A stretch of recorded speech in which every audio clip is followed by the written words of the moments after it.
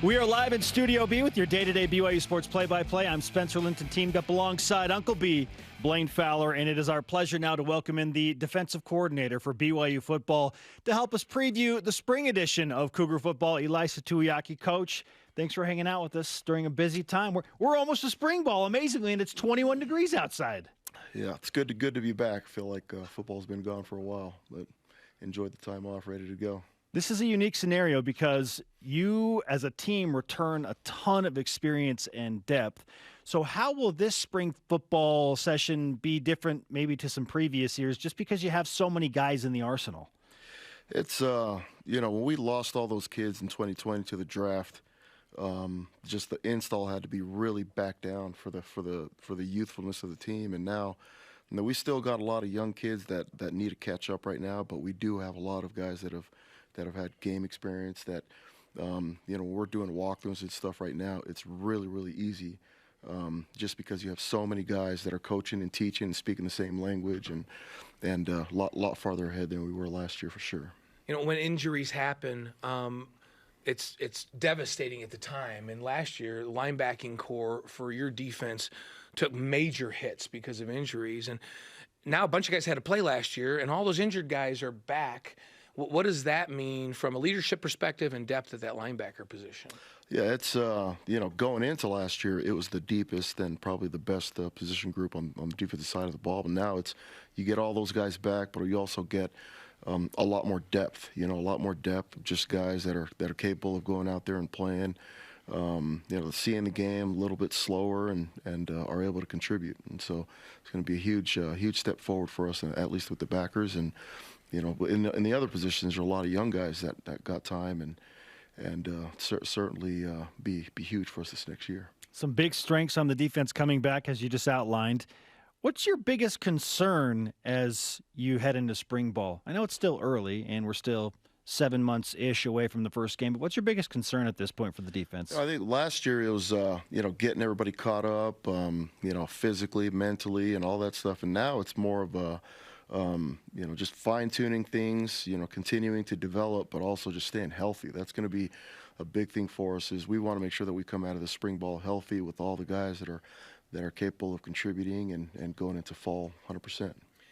How much does off-season strength training, and I know you continue to do training during the spring ball, play a role? As we watched last year from outside the program, some of those early games, you guys just enforced your will on people, especially at the end of the games up front. And pretty much everyone up front on both sides of the ball are back. Have you seen in this offseason advances in that area, and what's your expectation on BYU's ability to dominate the line of scrimmage on both sides come fall? Yeah, it's been good, Like I said, when we lost all those, especially defensively up front for us, we lost in 2020, Kairos and Bracknell back, Zach Daw, all these guys that we lost, and so we played with so much youth last year. But those kids played in those games you're talking about where we, took on Utah, Arizona State, and Arizona, and was able to really show some stoutness up front. Those kids played, which was huge for us. Things started to look a little different as we started to lose a lot of those veteran linebackers. But those kids that played and took snaps last year up front, at least, they're bigger and stronger right now. And they've got a lot more savviness when it comes to the game, and it's just going to be really fun to see them this next year. Ilaisa Tuiaki, BYU defensive coordinator, with us on BYU Sports Nation. Here's what I want to know. Is there somewhere in your contract where you get a bonus if you have, 10 guys injured and you still go out and win a game? Because it felt like you had to do that a lot. It was crazy. I felt like at times BYU were the walking wounded, yet you still performed. You found a way to win games. I think it's tribute to Kalani's culture and the things that the buy-in from the kids. But it's, unfortunately, nobody really cares. You go back and you look at a score sheet from last year, the previous year. Nobody remembers who was hurt, and nobody remembers anything. They just want to know who won, and so it's about finding a way to get it done, and the boys definitely did that. Maybe I'll talk to Kalani about that. We'll call it the Kalani clause, where it's like, hey, when you have so many guys injured and he's still doing his thing, Roos Chris, okay? Something like that. If you and I represented E I'm convinced this contract will have all kinds of things in it that would be beneficial. Yeah. So The treatment from Kalani, I mean, just the quality of life and just being around him, it's you want to do as much as you can for the guy because he does treat us really, really well. Do you have any advice for him as now he's going to become a father again of a young child? You know, I had I don't know if you guys know, I had 5 kids, and then we had I think a 6-year break, and then 2 more. And you go out of that stage of having kids, and you forget that you're a little bit girthier in the midsection, and so when you're sitting down and changing diapers, it's just a little bit harder, you know. And so he's got to start to lose weight so he can change diapers. Cause you're sitting down, changing diapers is hard. I'm in a different mode, like no diaper changes anymore except for grandkids. But see, when I know I've gotten too girthy is when I bend over to try to tie my shoes, and it knocks the wind out of me. Oh, yeah. Because my gut's hitting against my legs. I'm like, man, I got to drop a few lbs. I can't tie my shoes without holding my breath. That's not good. So, so we're talking newcomers to Kalani's family. Yeah, right? hey, yeah. So newcomers that we'll see on this defense come fall. Everybody knows, the names Peely and Wilgar and those guys. But who maybe will we be talking about in the fall that people don't know about? You know, most of the guys keep up with the signing class that we had of high school kids, and so Ice Moa and Logan Fun are kids that were in this class that were recent graduates. But Bruce Mitchell is a kid. Bruce Mitchell and Brooks Miley, a couple of D tackles that we signed.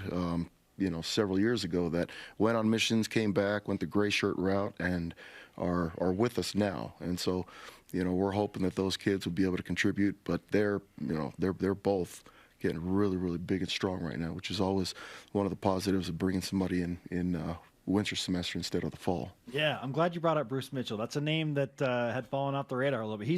He's the country strong boy. He's the good old boy. He's going to bring it for BYU football. Yeah. And people don't, when Alabama signs a class, then those 4-star kids are playing the next year. Right. For BYU, a lot of that everybody gets excited about it. A lot of them head off on missions. Then they come back, and you guys have really gone this. To keep these kids safer, have made a conscious decision to say we don't want to play these kids when they come back. Right. We want to have them get a chance to get physical again and get healthy and stay healthy. And so it's 3 or 4 years later, and then they showed up, and people are going, oh, yeah. Right. And Mitchell's one of those guys, Yep. and Miley's one of those guys that we're going to see contribute in a big way on that D-line that people haven't thought about for a while. That's right. So I want to ask you, how much does next year's schedule affect what you guys install and personnel decisions, scheme decisions? Do you look to the fall and go, whoa, our schedule's loaded up with this type of team next year. We have to tweak things a little bit. Does that come into play, and how does it? Yeah, for sure. We've got to going into every spring ball. You kind of look at the past. You look at what your schedule's looking like and the type of schemes that you're going to face as far as mostly personnel wise, right? So you're facing a lot of 11 personnel teams and 10 personnel teams, which we had I think in the previous 2 years. The year where we went like crazy, drop 8. Was I think we played like 8 spread teams, and so, but when we start to, you've got to have all personnel groups ready. Just the one time we played Wisconsin, just kind of just out of the blue, it was a little bit different game, and you've got to have your big packages ready for that. And so all the packages have got to be ready, but as you're sinking time, you're allocating time into which packages you're going to develop, how many calls you need, what you need to do, as far as just prepping the kids. You've got to make sure that you're not practicing 80% of your time for 12 personnel when you're going to see maybe 70, 80% of 11 personnel. Sure. And so this next year there are a lot more teams that are playing 12 plus personnel, so 12 personnel, 13 bigger teams that are a little bit closer to Baylor style that we're going to face, and we've got to allocate our time accordingly. We're talking with BYU defensive coordinator Ilaisa Tuiaki. Coach, over the years, we've seen position changes like from one side of the ball to the other, and I can't help but notice a ton of depth on the offensive line. At times, is it hard for you to not be like, hey, Coach Funk, he could be really good on both sides of the ball. How did those conversations take place when you're thinking about guys that could play multiple positions? Yeah, I mean, the O-line coaches through the years have been awesome. Coach Funk has been awesome to work with.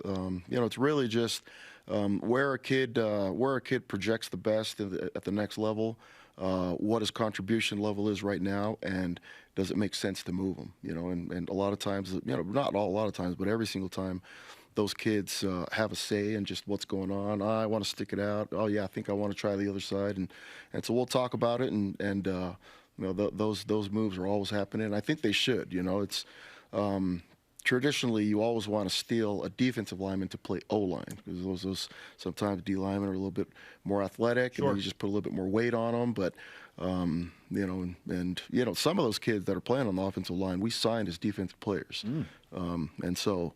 It's just you kind of put them in where they fit in and roll from there. How rare is a kid like Tyler Algier, where you recruited him as a running back, and then he wasn't getting playing time over there? And I know you guys went and said, hey, that kid's a freak athlete. If you're not going to use him, we'll put him on the field over here. And you did. And then they realized that they needed him back, and he goes back.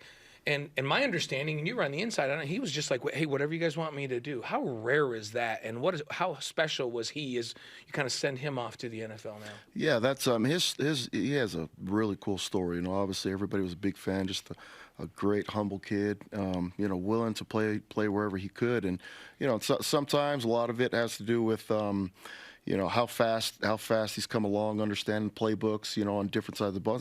Defense is a little bit easier scheme-wise, but a little bit harder reactionary, because we react to everything the offense does, and so we have to keep the schemes a little bit more simple, and the offenses are a little bit, the playbook's a little bit thicker, and so sometimes it takes a little bit longer for an offensive player to kind of catch up to where they need to be, and it's easier for us to just steal them and play them and then send them over. And Keanu Saleapaga was the same way, where actually played a year with didn't play a year with us, but was with us on the defensive side, and then just ended up moving over, and just took him a little bit of time to get the playbook, and it's just kind of happened like that. But Tyler was just such a fun kid to be around. All right, E, we'll finish with this. I got to ask you about Malik Moore.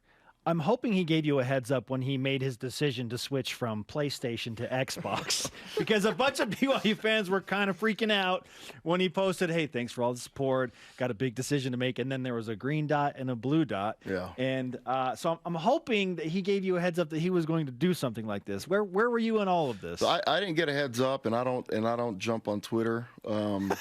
I have a Twitter account where I go and I'll try to just see what kids are inboxing me and all that. But someone sent that to me. And I know Malik enough I was just like, dude, he's just being a knucklehead. And so I actually didn't even know what you were talking about. Somebody sent that to me, and I was like, yeah, you don't need to worry about that, because there are a lot of people that worry that what's going on. He should be in the promotions business, because he did this phenomenal job of teasing everybody, and then he had an audience that was tuned in. What is he doing? Captive audience. And then he made his announcement. So he's pretty good. That's pretty savvy, he's now Team Xbox. So we talked about that, and I went home and I'm like, Gavin, what's up with Malik? And Gab's like, nothing's up with Malik. I just talked to him this morning. I'm going, well, this would say otherwise. He's like, come on, Dad. So, well, he got to deal with Wingstop too. Yes, he did. That kid is savvy at another level. I wish you the best of luck with Malik and all of those clever guys as you push forward through spring ball. Thanks for hanging out with us, Coach. Appreciate it. Thanks for having me. Thanks, E.